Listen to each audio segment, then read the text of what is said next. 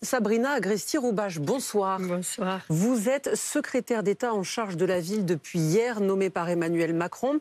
On va parler de vos missions, les missions qui vont être les autres dans un instant. Mais avant cela, un mot sur ce statut particulier avec une double appartenance, à la fois sous tutelle du ministère de l'Intérieur et celui de la transition écologique. Qu'est-ce que ça va apporter en matière de gestion des villes, cette double appartenance ?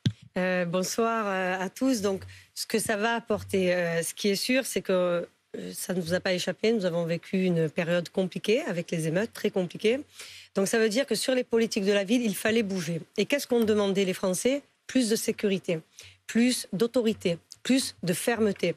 Donc, je pense que c'est le premier message. L'autre message, c'est que effectivement, avec le ministre de l'Intérieur, Gérald Darmanin, on l'a dit ce matin lors de la passation de pouvoir, nous venons du même milieu social, nous sommes des enfants des quartiers populaires, donc on a cette chose-là qui nous relie parce que ça compte aussi, et que de toute manière, on sait que sur les politiques de la ville, on dépend de toute manière de Christophe Béchu, donc du ministère de la Transition écologique, donc je trouve que là, c'est un ministère qui marche sur deux jambes.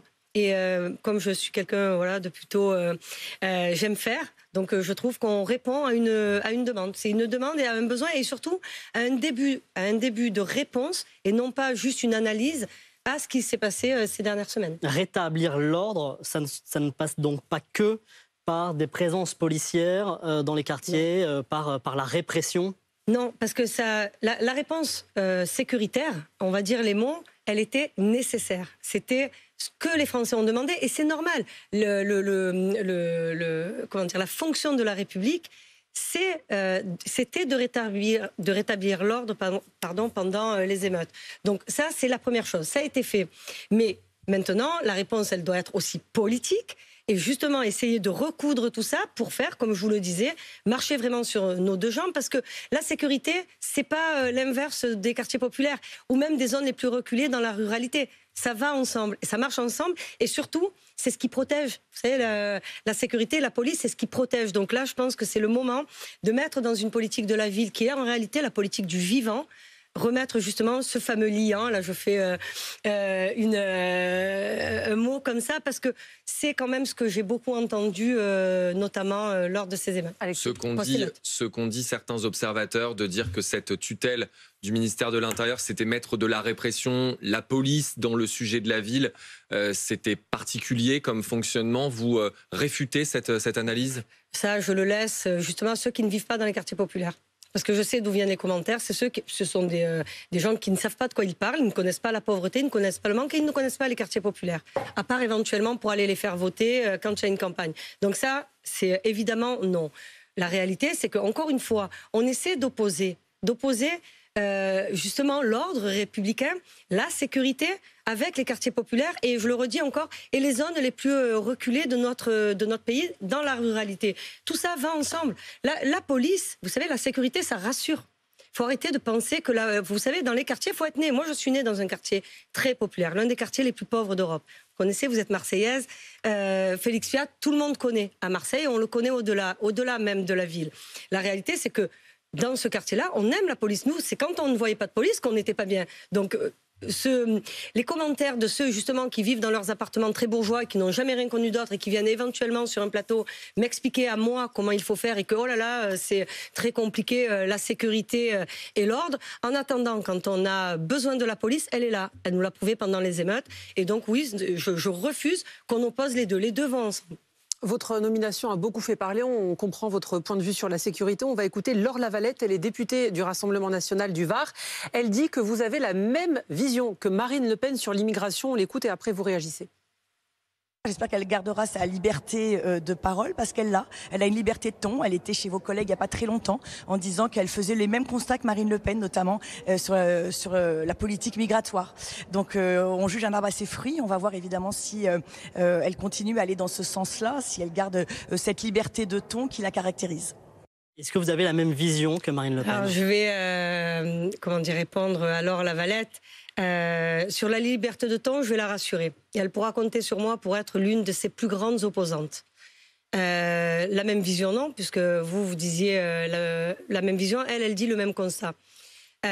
non seulement je ne fais pas le même constat, il ne faut vraiment pas me connaître pour dire une chose pareille, dire qu'à un moment donné, les Français veulent, vous le savez mieux que moi, une loi sur asile, immigration. Ils ne veulent pas tous la même, mais on en veut une, et de droite et de gauche. Ça, c'est la réalité. Et surtout, je ne fais pas les mêmes analyses et je n'apporte pas les mêmes réponses. L'immigration n'est pas un problème dans la mesure où on est capable d'accepter. Regardez ce qui va être vu sur asile-immigration. On a parlé justement du titre de séjour travail. Il ne me semble pas que Marine Le Pen vote pour le titre de séjour pour ceux qui travaillent chez nous et justement qui n'ont pas de statut légal. Donc moi, je suis pour des choses tout à fait normales. Moi, je suis une enfant d'immigrés. Donc, pareil, ça dépend d'où on parle.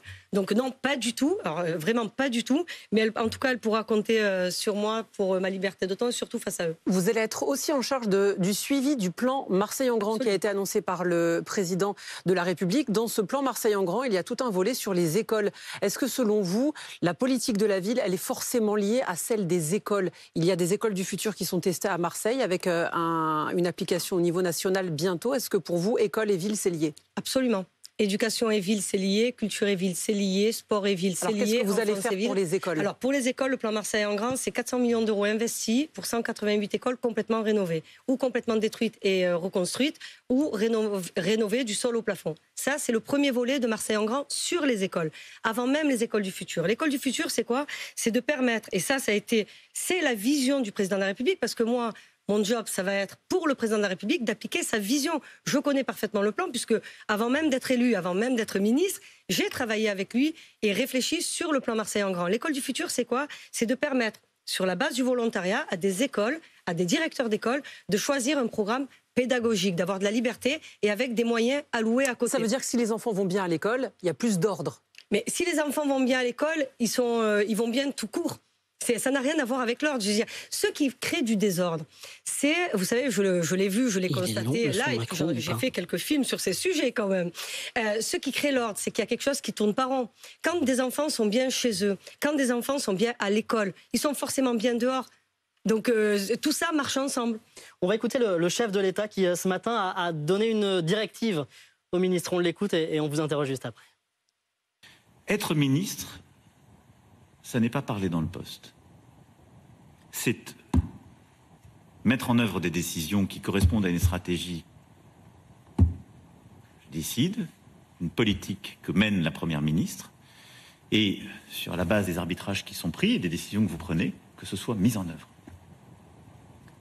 Et donc, il faut diriger les administrations. C'est indispensable. Jusqu'au plus près du terrain, administration centrale et administration locale. Et plus on déconcentre, plus on met les décisions au service, là aussi, du terrain, plus on a des résultats probants. Le fait est que vous parlez dans le poste, en réponse très courte, on peut être ministre, faire son travail et être à la télé? Vous savez, faire savoir ce que vous faites, c'est important. Par exemple, sur ce sujet, les politiques de la ville, est-ce que vous savez qu'il y a 580 millions d'euros de budget chaque année alloués pour les politiques de la ville? La réalité, c'est que quand les gens ne savent pas ce que vous faites, ils vous demandent ce que vous faites. Donc, venir à la télé et expliquer la vision, ça fait partie du travail. Mais là, vous imaginez bien que ça n'était pas ni à mon endroit et c'est pas exactement ce qu'il a dit. C'était surtout de dire, soyez efficaces, allez sur le terrain et venir expliquer. Vous savez, savoir faire et faire savoir, ça va ensemble. Donc c'est ce qu'il vient de dire et je suis complètement d'accord. 25 minutes de prise de parole du président de la République, très peu sur les émeutes. Il a renvoyé à plus tard en disant qu'il fallait tirer des réponses plus tard. Vous avez regretté, certains disent que quand même cet événement qui a été très grave début juillet aurait pu occuper plus de place dans ces mots. Non, vous savez, je ne sais pas qui est le certain, qui on met derrière le certain. Ce qui est sûr, c'est qu'un remaniement, et notamment avec, justement, on a bougé au niveau de la ville, avec ma nomination, avec la nomination du nouveau ministre du Logement. Non, les choses ont bougé. Les questions que vous venez de me poser, sur la sécurité, par exemple, c'est l'une des réponses. Merci, Madame la Ministre. Merci d'être venue sur BFM TV.